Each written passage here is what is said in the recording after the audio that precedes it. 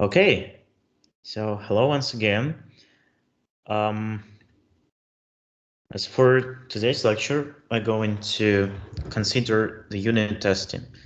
Not only unit testing, somehow we cover any other ways of testing the application, and also consider why we need testing in the projects. So let's firstly start with the question. So why do we actually need the test? Well, the answer is pretty simple. You might have noticed that maybe we are testing the application or covering them by some amount of tests in order to catch the bugs. Yeah, possibly, I agree with you. But in most cases, in the real life scenario, uh, we are catching the bugs during the smoke testing when we actually use the entire application and testing some functionality. As for the unit tests, the most common points that are covered by unit tests are helps to design, simplifies refactoring. For these points, it benefits the developers with some description of the functionality of your module. And when you design something and trying to make for the other developers a clean vision on what your functionality does. So the unit tests or any other can help them with the understanding on what the functionality is and what it actually does. As for the refactoring simplification, this is the huge benefit in tests implementation, especially when your application becomes too huge. You are trying to break down into the smaller pieces. You are trying to perform the refactoring. So this is the helping hand for you to ensure that your functionality at the end of the refactoring will behave in the same way that it was behaving before the refactoring. And so speaking about the last point, well, when you're trying to understand some huge amount of logic, when you're trying to fix something, or you are introducing the new functionality that possibly can break some parts of your application, tests help you with understanding whether your code affects the other parts of the application. And in this case, you becoming more confident in your code implementation. All right, so at the beginning, I mentioned that there are several types of tests, and the most common one is the unit test. The key point of unit test is testing the independent individual part of the whole functionality. So when you're testing some complex system, you're not taking into account every part, every module of your entire application. Instead, you're taking some individual part. For example, you are developing the website that will process the purchases of the users. It consists of some areas, for example, the shopping cart, the listing page, the profile page, and so on. So we can divide the whole application by several parts. So by unit tests, we are covering the individual part. For example, we are within some series of tests, we are covering just the shopping cart. Within another one, we are covering another part. For instance, it will be the listing page and so on. We're not taking the whole application to test some functionality. We're taking just individual parts.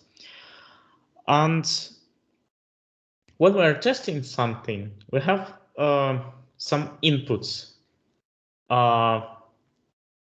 Let's say that we have the listing of the items in the cart, and we are testing the behavior of the shopping cart.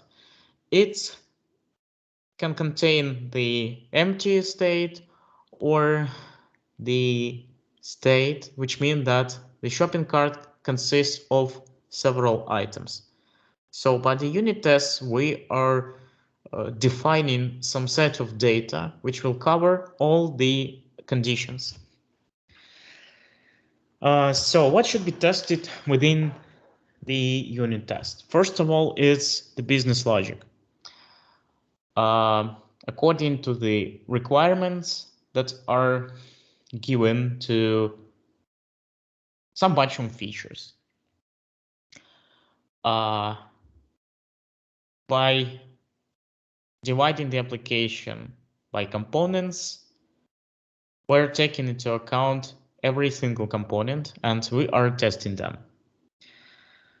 And like I mentioned, everything that contains condition should be tested under all the possible conditions. It could be the positive scenario when user managed to add some items to shopping cart, or some error occurred on the server side and we want to handle the error properly. So we're taking into account every possible condition in the given feature. So our implementation consists not only of our own logic, but also we importing something from the third party.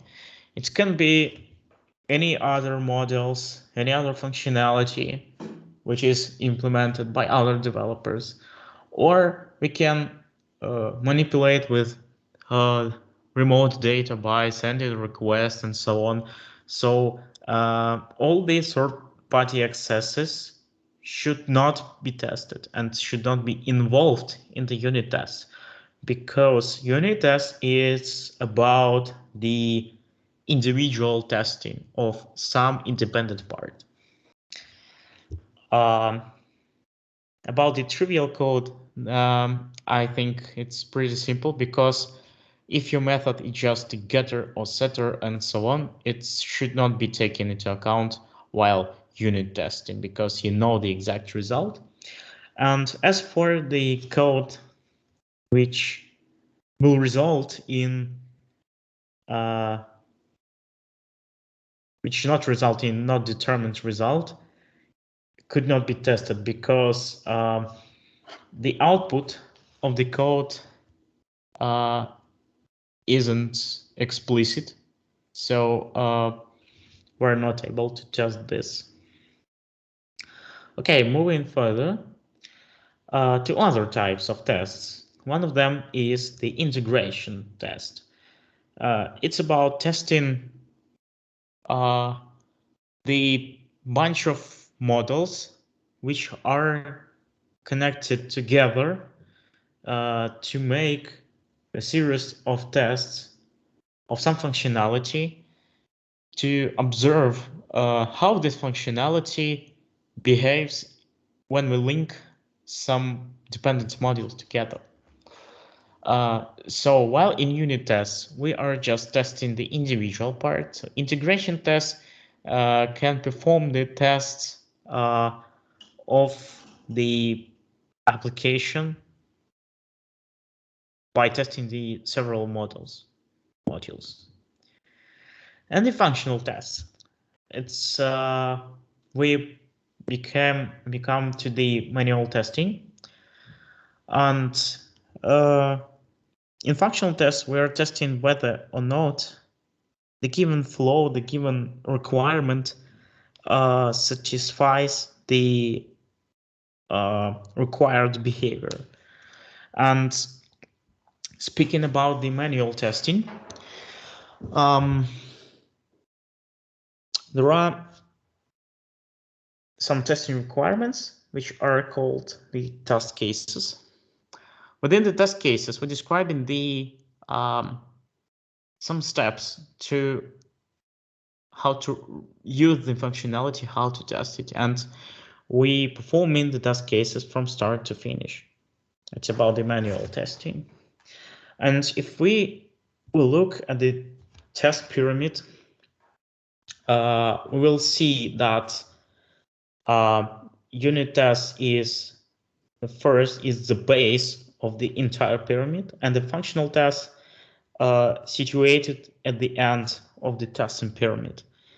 And if we compare all these steps from unit tests to functional tests from the cost/effort perspective, we'll see that unit tests are simple to implement and simple to maintain, and as a result, they will perform much faster. And at the same time, if we consider the QA effort who perform the functional test, so it's result in more expenses and more time to perform the functional tests. All right, so I would like to stop here and check for your questions, if any. There is no shared screen. Oh my gosh, I'm terribly sorry for this.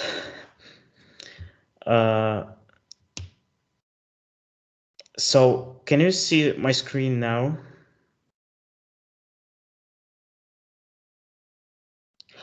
Okay, that's perfect. It's really awful this time. All right, for now, just we can look at the test pyramid once again. Just to compare the cost and the time, just to visualize the everything I've mentioned. Okay, as for the rest slides, there is nothing special. I just covered everything that is on my slides, so you haven't missed some critical here. All right, let's move further and compare some such terms as TDD and BDD, what it means, and we'll define the pros and cons of each methodology. Let's start with the task-driven development, which is also known as TDD. It's the development process where you implementing tests, or even just let's take the unit test. We're implementing the tests at the very beginning of implementing the functionality, and when we implemented the test for every case which expected to be in our functionality, then we are starting implementing the actual functionality.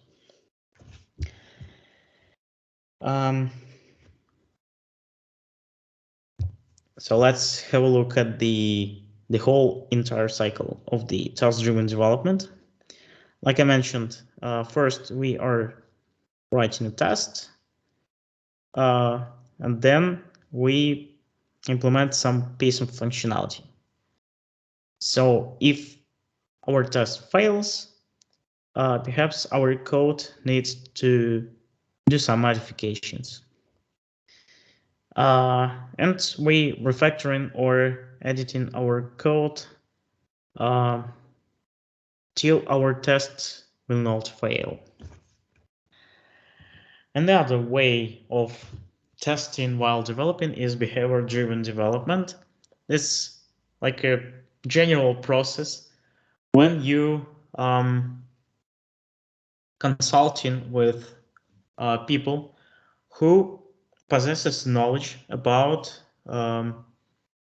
the functional requirements, and while collaborating with them, you have a deep understanding on what functional cases are possible in your functionality.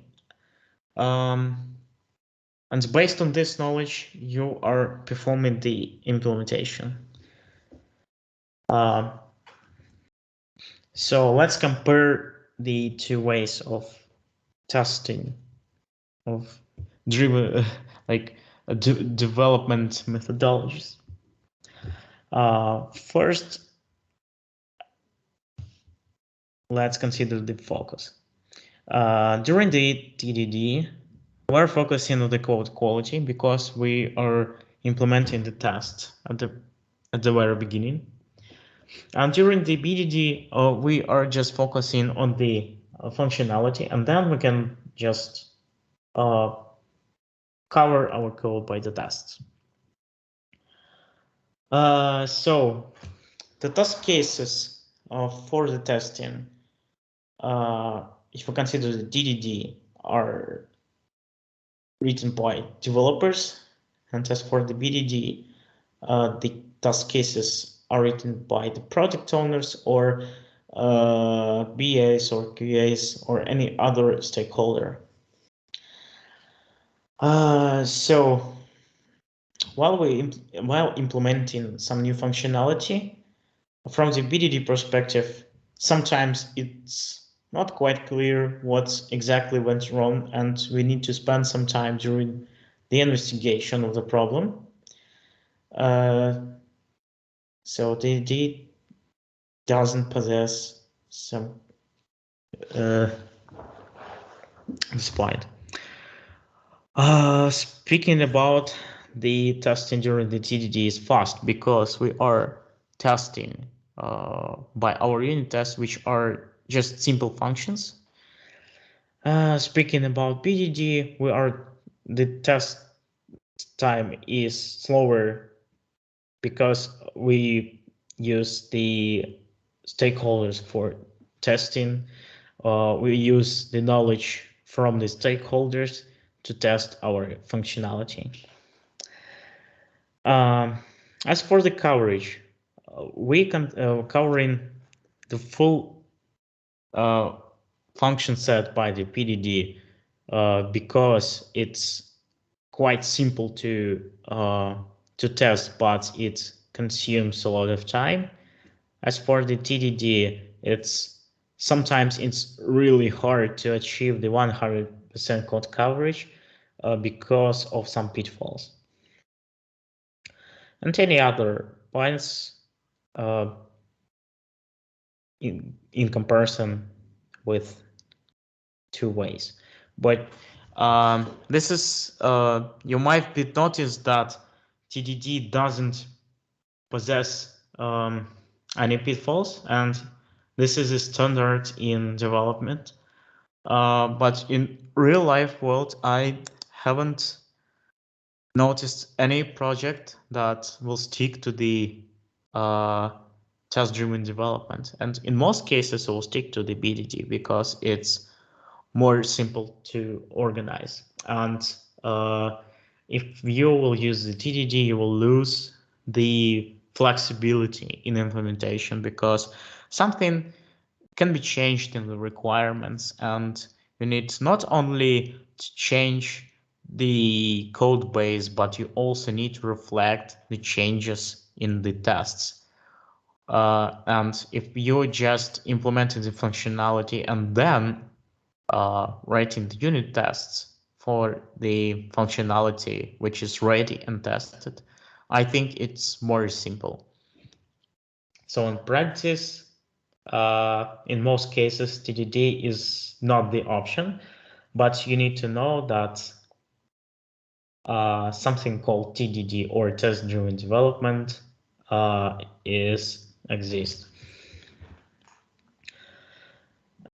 And yeah, some summary after the comparison.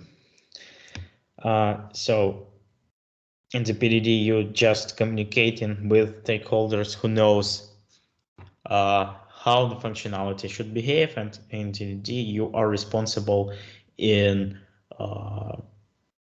creating the test cases and implementing the unit test at the very beginning. So how can we get started with unit testing of the JavaScript application? There are several frameworks and test runners.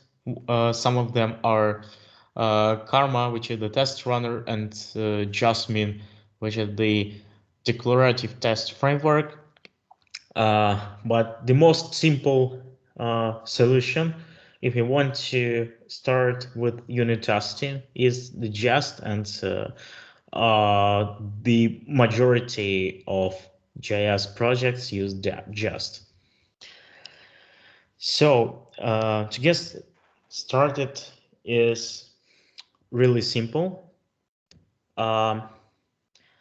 Let's just refer to my IDE, but before we move on, I would like to check the questions, if any. But all right, maybe. Okay, so if any, I will make some interruptions during the further review of the examples. So getting started is pretty simple. All you need is just to install the Jest package via the npm, and then you can just start the Jest by running the npx Jest, or you can put it into the npm package commands and then run the test script via npm run test. So during the test run, the Jest will take all the files that has the test or spec at the end of the file, and then it will run a test unit. All right, so let's take down into the actual example. Imagine that we have some function that determines whether our number is prime and returns the boolean, indicates whether the given number is prime, and we can test it. So in this example, we are checking that the output of the function run will result in false because 14 is not a prime number.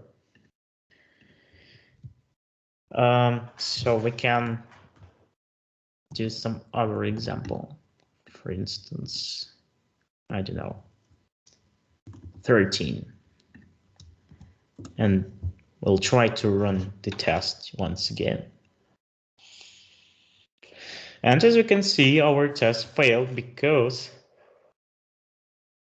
the condition here is failed. And that's how the test failure looks like. So at the beginning of the lecture, I mentioned that all the conditions should be covered. But how can we how can we observe which statements, which conditions are covered by the unit test. So at this point, just has options which is called coverage. First, it will run the suit, and then it will result in such an output where we can see that every single branch, the branch is the number of conditions, and it also results in the coverage report. So it isn't configured, so I'm not quite sure that we can use it, but we'll try. So it produces the report, and as we can see that everything is covered. All right, let's presume that we have some other branch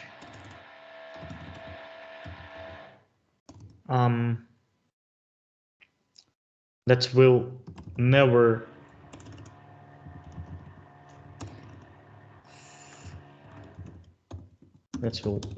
happen. We don't have the ESLint here, but still.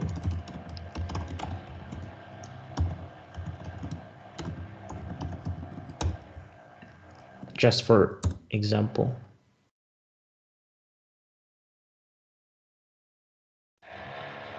Yeah, here we go. So as we can see here that the if state is not covered by the tests, and we covered just 3 branches of 4. So the report can help you in determining which parts of the applications are covered by the tests. So let's get a deeper dive into some examples. So the syntax of checking the conditions, as you can see, is pretty simple. And the property that we're using in the expect is called the matchers. There are several matchers built in the jest, and we can see. I'm sorry, I lose my presentation. So here is how can we get started, and the topic concerning the matchers. So the simplest way is use to be. So to be is the matcher that compare the value of the primitive, and if we are speaking about the objects, it will result in comparison of links. If you remember, when you start studying functions, all the primitive values are passed by value, and objects are passed by the link. But if you want to compare the two separate objects, so you need to use the toEqual matcher that will compare every single property of the object. And let's see. Yeah, let's try to run the test suite once again to see whether.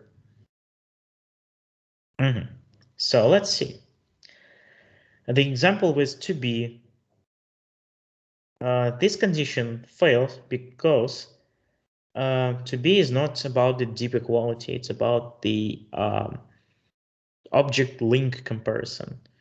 So as for the to equal, it happens normally because to equal is ensures the deep equality of two objects. Let's consider some other examples. Because we have some other measures. Speaking about truthiness, there are some measures for determining the truthiness to be null, undefined, and so on. It's pretty simple here. And let me do the following way. So as for null, we can expect that the value can be null, for undefined is undefined, and so on. Truthy, falsy, and any other examples. Let's try to run the test suite once again to see the results. Okay, then any other expectation are successfully passed. So let's dig into other measures. We have several measures for the numbers, for the strings, and arrays. For the numbers, we can check whether the number is greater or less than. As for the strings, we can use the regular expression to find a match in the string. As for the arrays, we can check whether the given array contains the given value. And also there is a possibility to test the exceptions as well, if you use some errors. Throwing errors, catching and handling errors, and so on. And there are numerous of measures, and for now, you can refer to equal because this is the most commonly used measure. And as for the others, you can refer to the situation, whether the given measure is suitable in your case. All right, but we see that the whole test suite is quite huge and it's quite hard to understand what's going on here. So for these cases,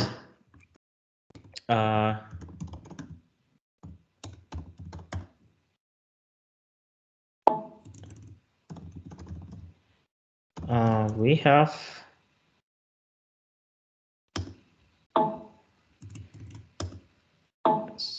let's find some setup objects. I have some uncommitted changes. Yes, I can do the following and then check out on the branch.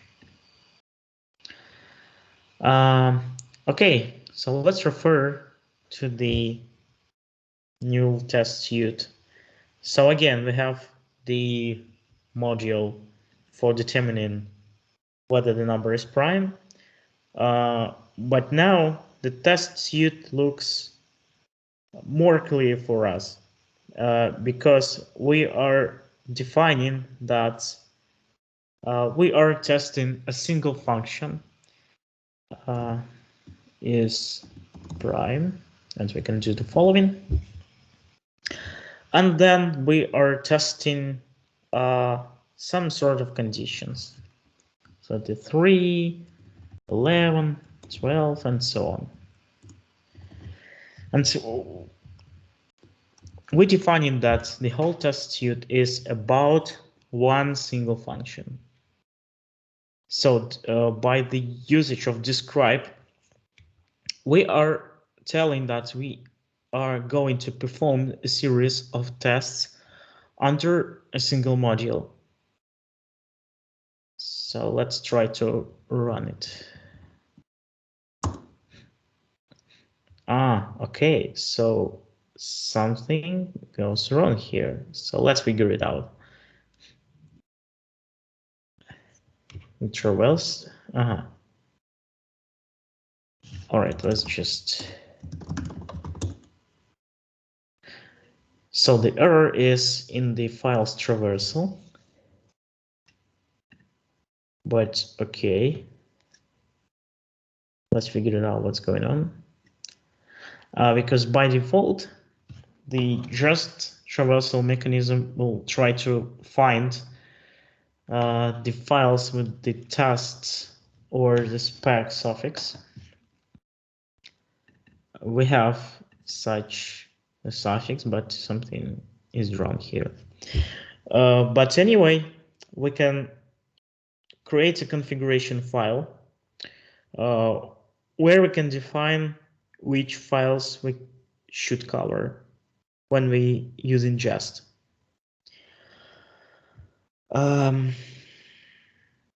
But for now, I suppose everything is clear here, so we can move on to other example. So you might be noticed that in the previous example, to define some kind of test, we use test function, and here we have the it function. I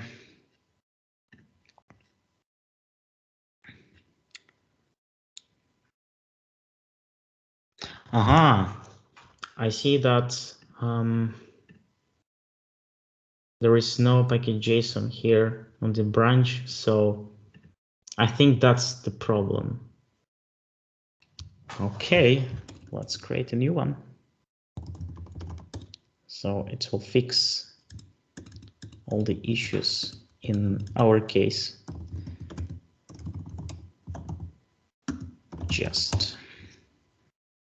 And then I will show you how to get started with just from the very beginning. So let's wait for some time for installation to complete. And so what the result is. So it performs the indexing. But can I try to start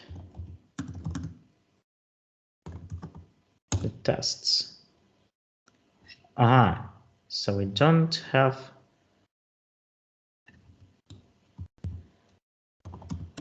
let's define a script.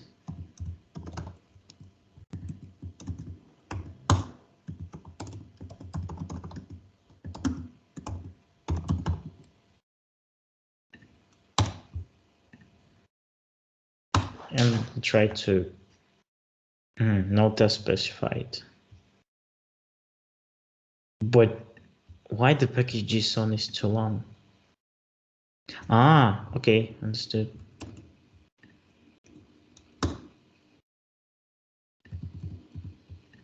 Scripts, just that's just.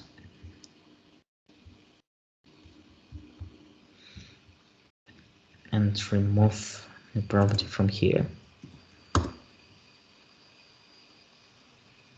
All right, so now I achieved to go and run in the tests, and now it runs perfectly fine. And we have some error here. It's showed from the some sort of module. Yeah, we just using the additional modules, but we can not use it and just proceed. Assert. Can we just do the following? Assert is not defined, and here is the catch. Because just doesn't have the assert here. So this is just the example how we can describe the process which happens under the hood when we are trying to run a jest. I would like to refer to the documentation to see what's happening. Because do we have some sort of page just describe? Yeah, we have such method. And so let's refer to the description. Yeah, like I've mentioned, the describe is the block of series of tests, of related tests. For instance, we're going to test some module, and this is the group of related tests. And so basically, all the test file will look in the following way. We have a group of tests which are related to the concrete module, and then some conditions. Ideally, if one test invocation will contain only one expect statement, but in real life examples, some functions or methods invocation can result in some side effect functional calls. The logic is more complex than just calling the pure function. So the number of the expect statement can be more than one, but I would suggest if your test suite will be enlarged with the number of expect statements within one test condition.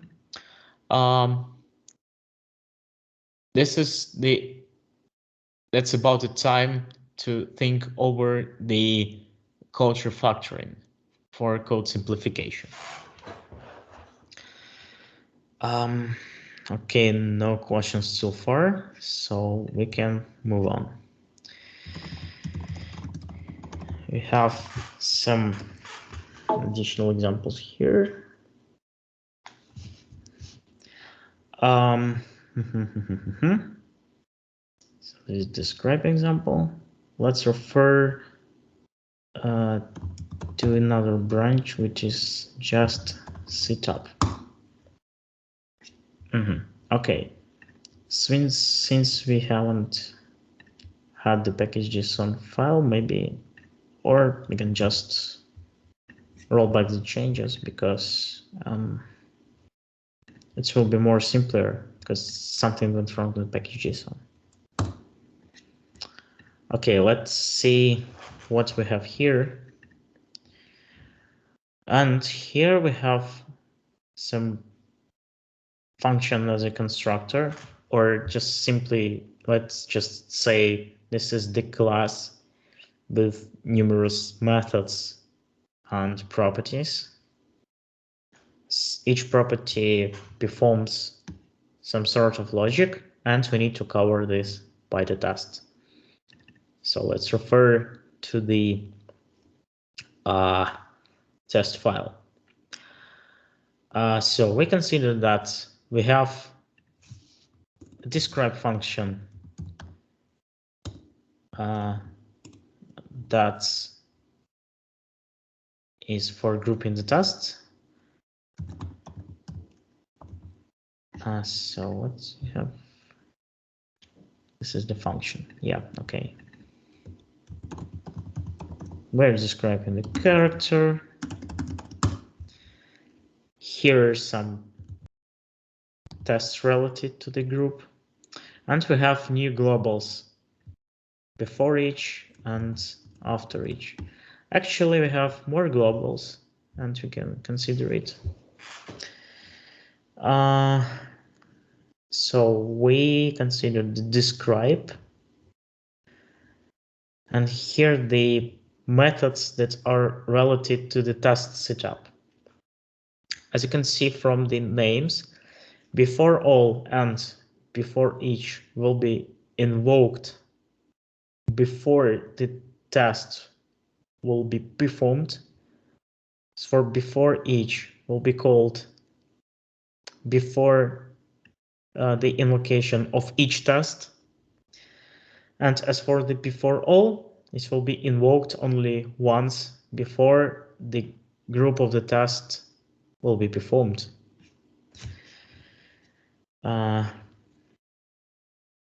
So in our example, we are just creating the instance of the object only once before each test will be performed.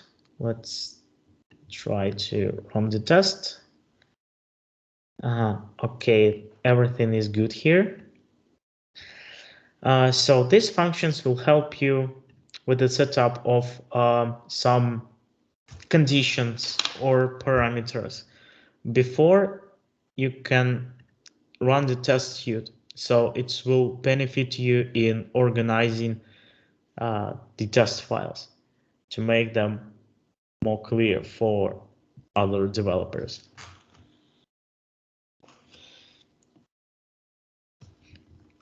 All right, I would like to stop here. Maybe you have some related questions to discuss before we'll move on.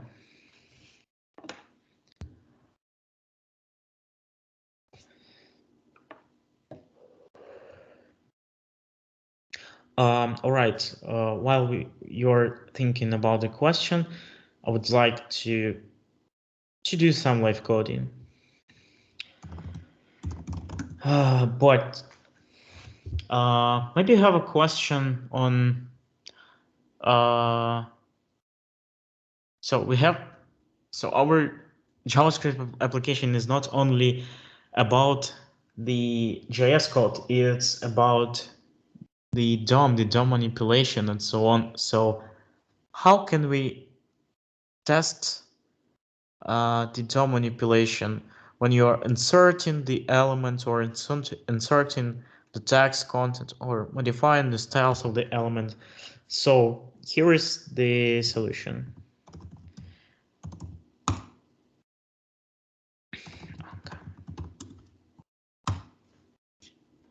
And we're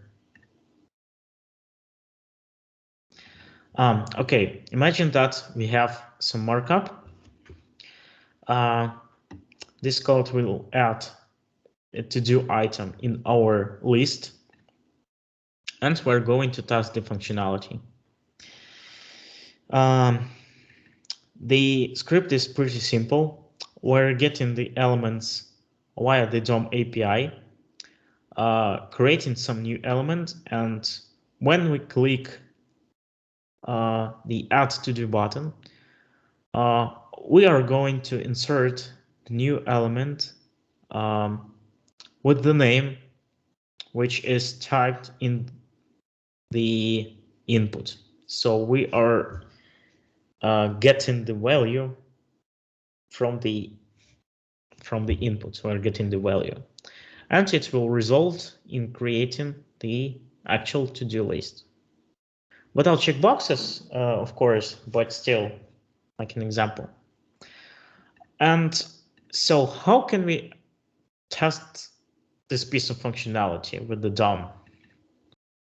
And here is a solution.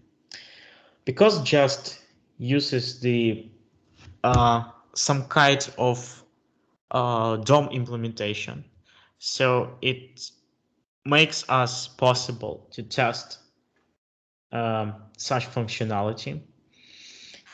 So here in the example, we're creating the test markup, and then we are importing the module. We're importing in the Node.js way because this is the common JS module, but if you use the Webpack, so we can achieve the same via dynamic imports. But here we are importing the script after we are defining the markup. And we're performing the test. So here we're getting some elements. We're imitating the behavior when user entering some value in the input and clicking the button. And then we are expecting that there will be one item with the name new to-do list in our list, ordered list. So, and the tone testing is quite simple here, but it requires some additional manipulation. So perhaps we can do the following.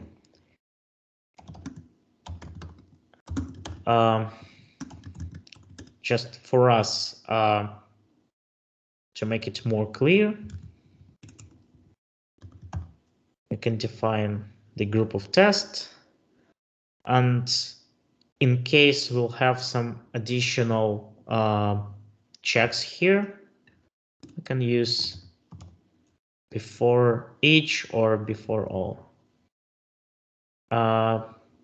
Maybe we should use before each just because we want to reset the HTML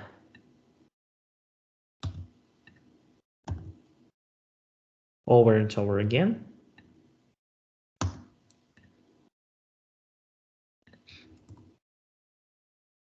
And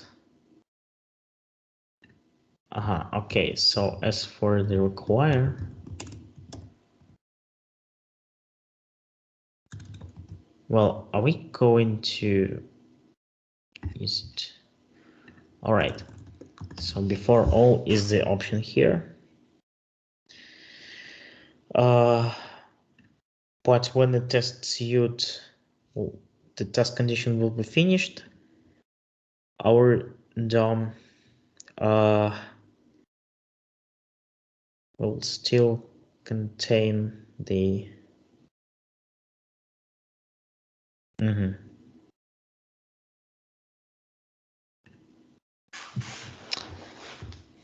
So let's try to do the following.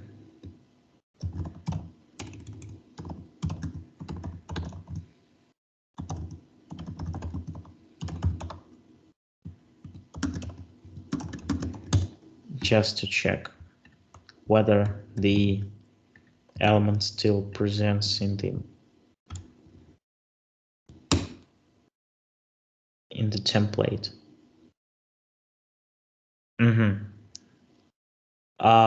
Okay. So after some refactoring, we faced the issue, and it said that the document is not defined. All right. Let's see what's happening here.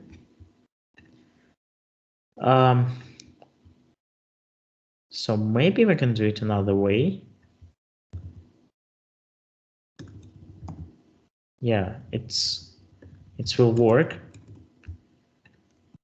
but still it will fail here.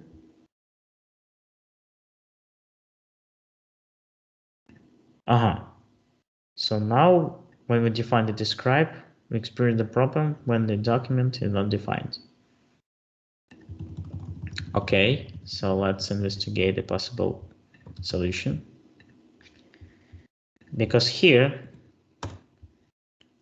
when we're using just test suite,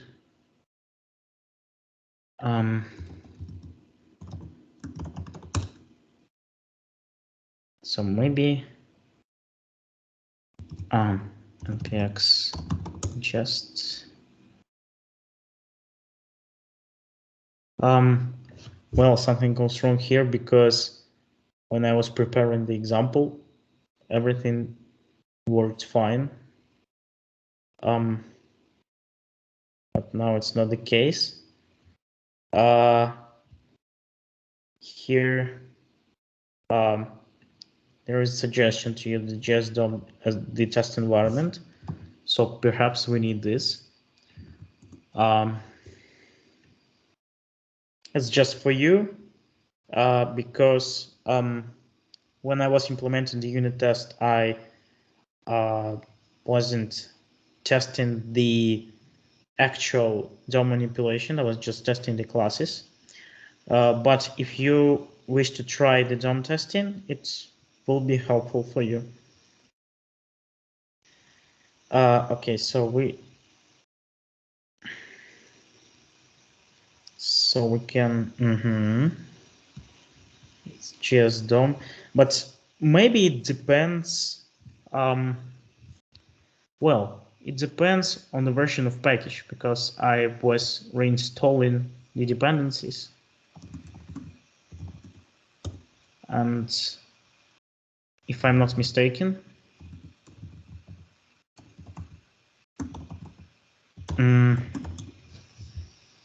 the actual version of Jest contains the built-in JS DOM. Okay, so now it's more clear. And we can try to do the following. Okay, so now it looks like it works fine. Let's just check whether the element still exists after the test run.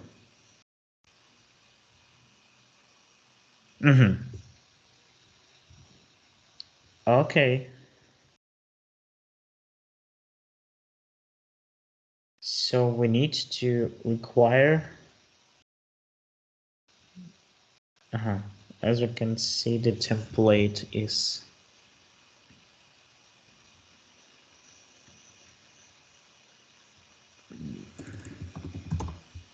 let's try before each, just for example.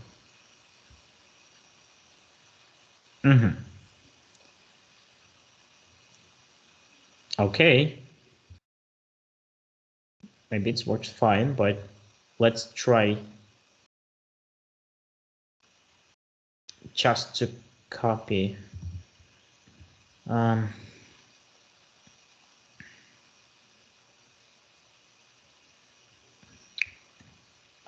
Okay. I presume we need some additional check here because it's consists only of one condition, just adding everything which is in the input, but we can face the example where the input is empty, and maybe we should check for the value. It should not be empty. And add one new condition here.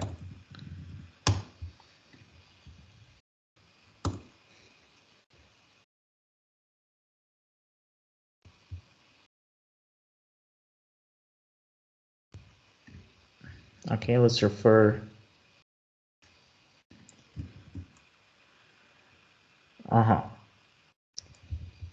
So we can perform the click. To put it simply, we can do the following. Just define a couple of variables. You need to do input, to do list, and to do button. And after defining the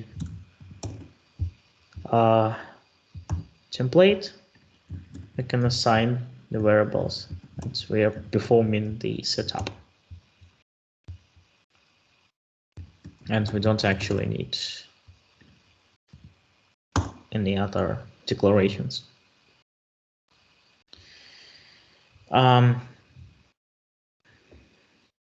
Okay, so this check fails because it's empty string, because we haven't typed nothing.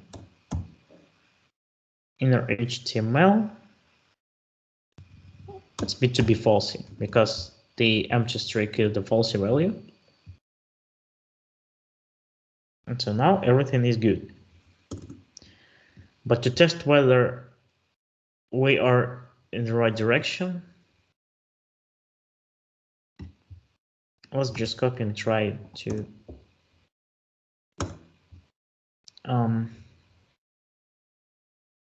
okay.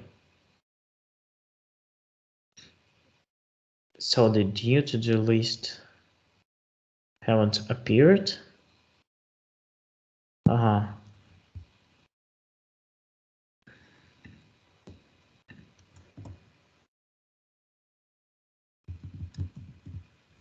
Yes, we're performing it before each.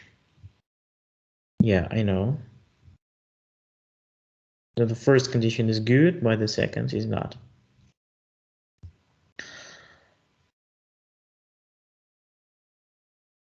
Yeah, the document is not available in the node, you're correct. But since the jest has the jest DOM implementation, it makes the document available, at least in the latest versions of the jest. And I haven't noticed that I was reinstalling the modules, so an error was appeared.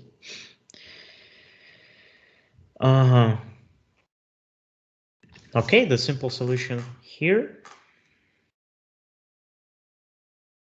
We can just do the following.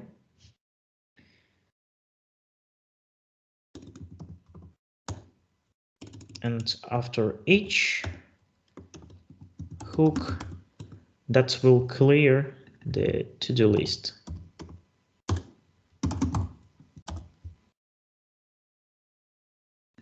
And I suppose this is the solution. Yeah, everything is good. Okay, this is about the testing the DOM manipulation. For more examples, you can refer to the JS DOM. And so here we can explicitly create the, like, I would say the virtual DOM manipulation, virtual DOM implementation, and we can perform some manipulations on it. All right, I also have another live example, but do you have some questions so far?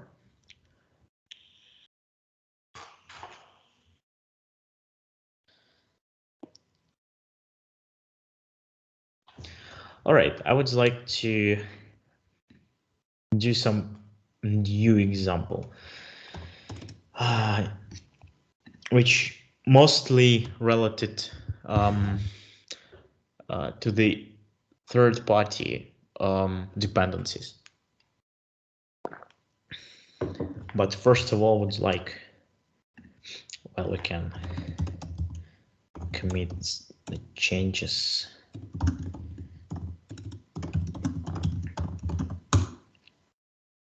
Just to save the changes. And let's just create a new branch. Dependencies. So since we don't have anything in the branch, most probably we would like to init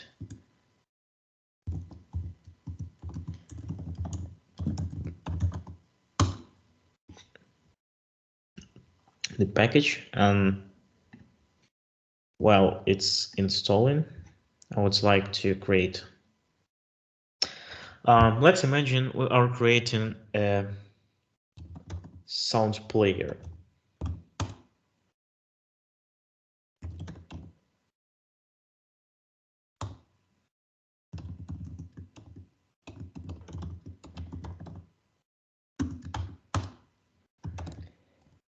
and it will hold the array of URLs, which is empty for now.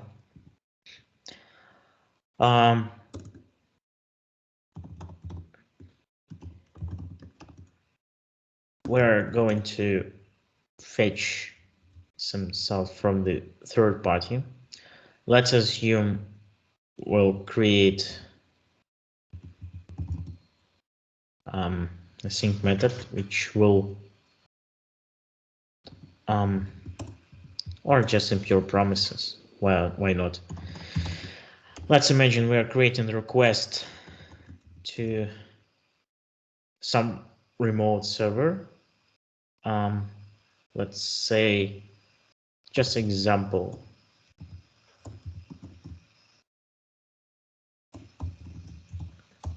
it doesn't matter in our case. We're fetching something.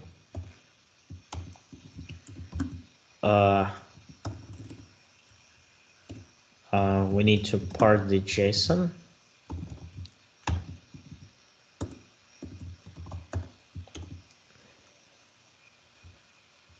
And URLs. And we write in the URLs on the array.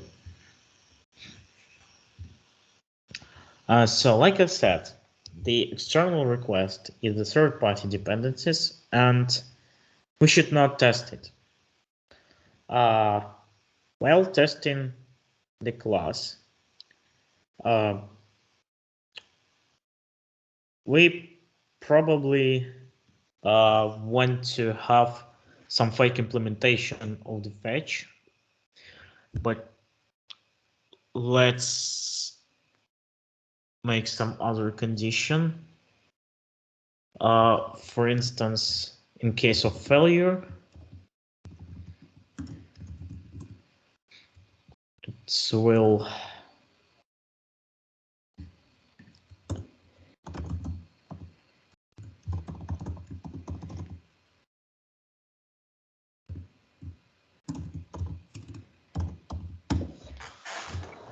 write some error here.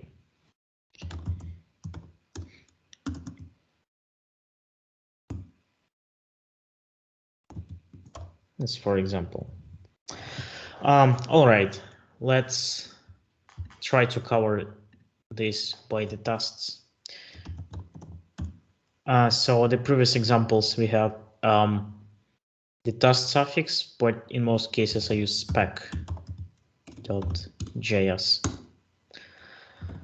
So we are describing the group of the test for the player.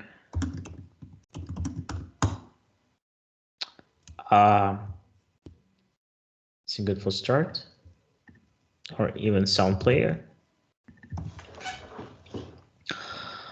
And we need some fake implementation for the fetch method.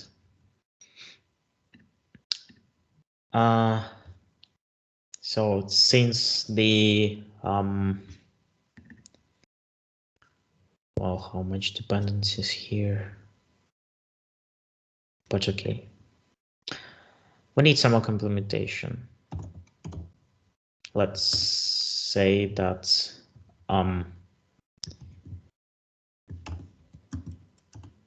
we're trying to overwrite it.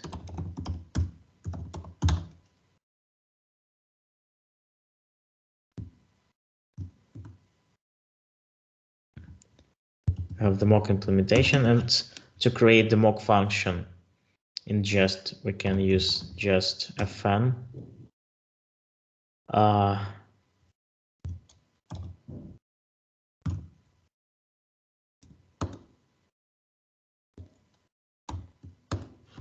So since it returns the data,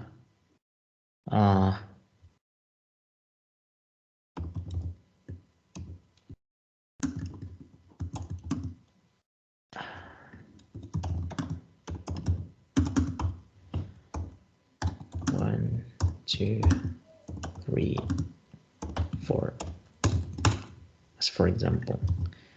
It will return the URLs. And let's test that you should store URLs, store fetched URLs.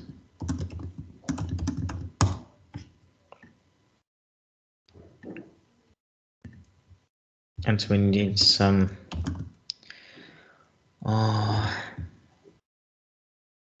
instance. And we create each test run.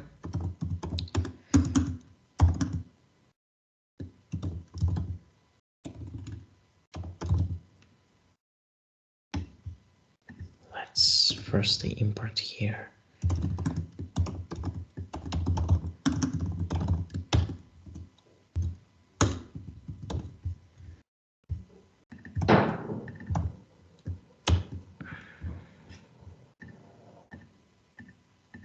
So we don't need URL.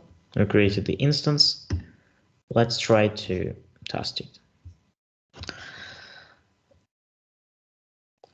So each test condition gives us the possibility of testing the asynchronous code. So we can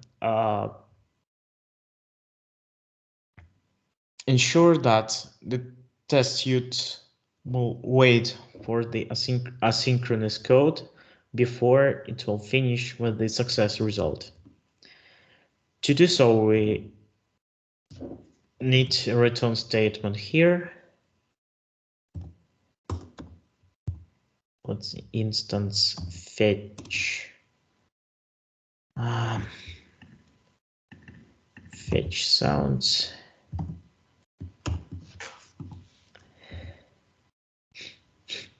Since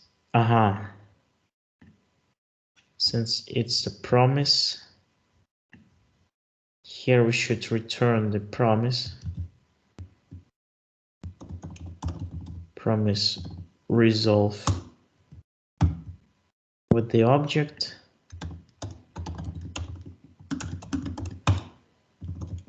And we are checking that the instance URLs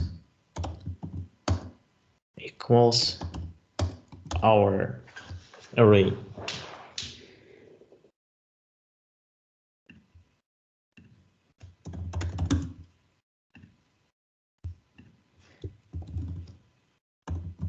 Let's try to run it.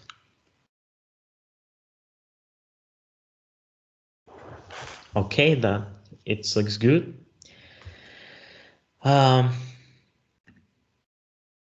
So in our example, we override the actual fetch request from the browser by the mock implementation.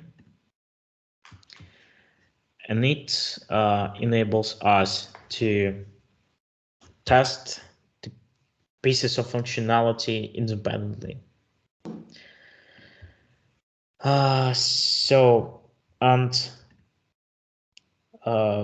We also have the other third-party modules that are imported. They can be important in our code, so we can simulate the example.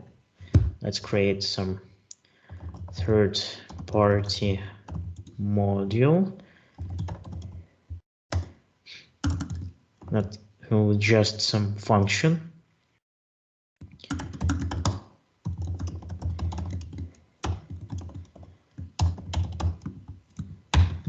And let's assume that we're going to call this function when we fetched all the songs available at the URL. But first, let's import it.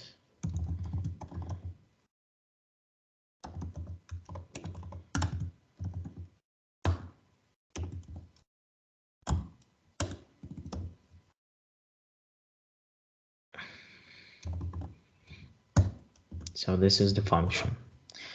And how can we check whether we called this kind of function? There is a concept which is called the SPY.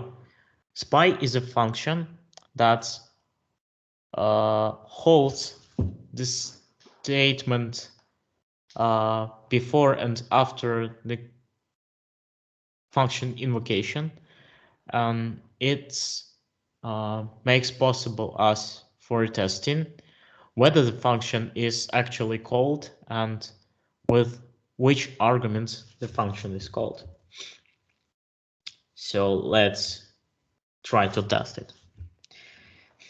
But before doing this, we need to mock this implementation.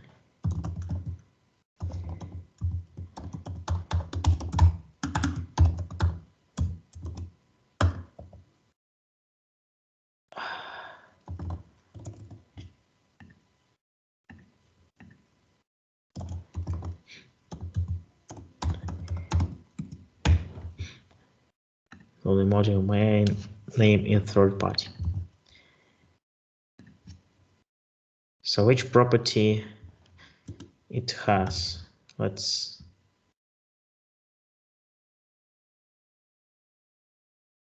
go to mock off.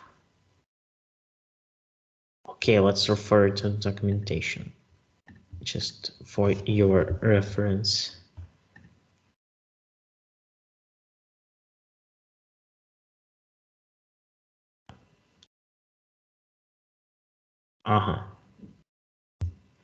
Okay, so perhaps we can do the following.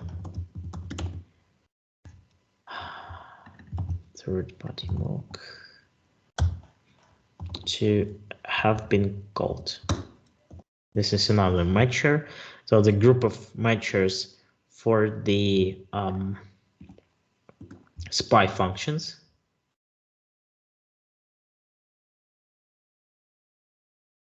But we see that we have the console log message and we haven't mocked the module.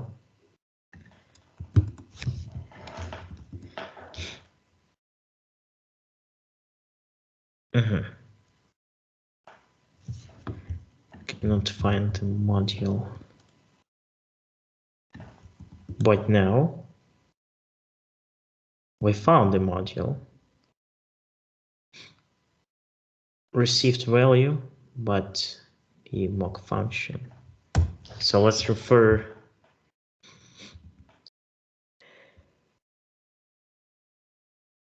disable mock.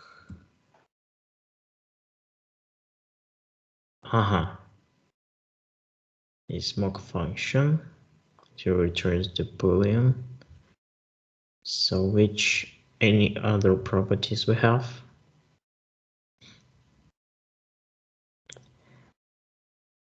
Fake timers and so on. Okay. Mocking partials.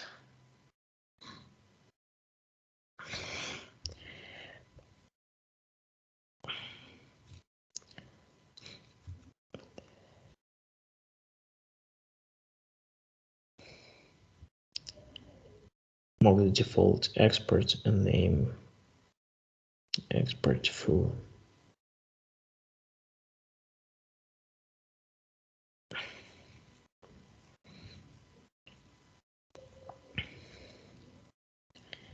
This happens automatically.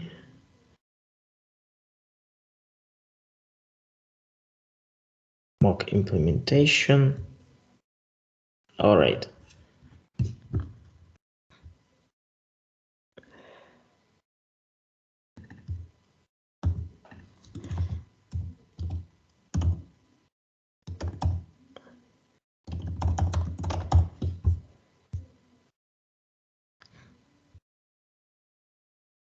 Just but still we need to require this module.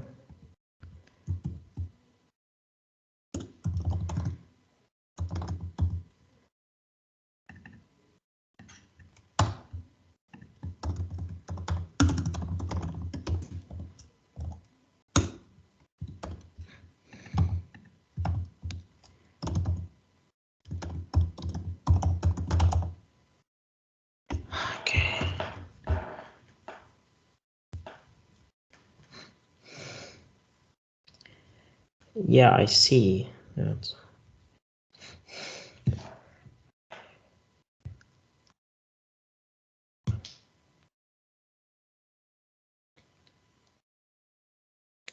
Need to define the default implementation of the mock function,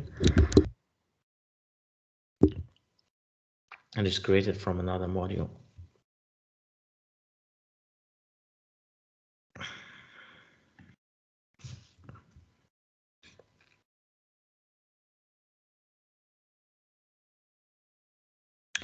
All right, in order not to waste our time, I'll get back to you with the solution on how can we achieve the result. Because if I remember that we can mock any third-party module, for instance, if it's some sort of package, it wouldn't be a problem just to name it, and it will mock the Node.js npm package. If we define it, for instance, it could be Axios or any other. All right, so in this case, I would like to ask you to give me some time for investigation, and then I will get back to you with the results. As for the rest, let's just revise what we have just covered. So we have the expect API, which is the expect condition in every test condition. We have a couple of measures. There are a lot of them, and it's pretty simple to find a suitable one. There are some of them that are listed here. The most commonly used is to equal, to be, truthy, falsy, and so on. And we have the setup lifecycle hooks that will help with defining some preconditions before actual testing. And this is it for today. Before we wrap up the call, I would like to ask you whether we have some topics to discuss. Or maybe you have some additional questions not related to the lecture, so we can also discuss them.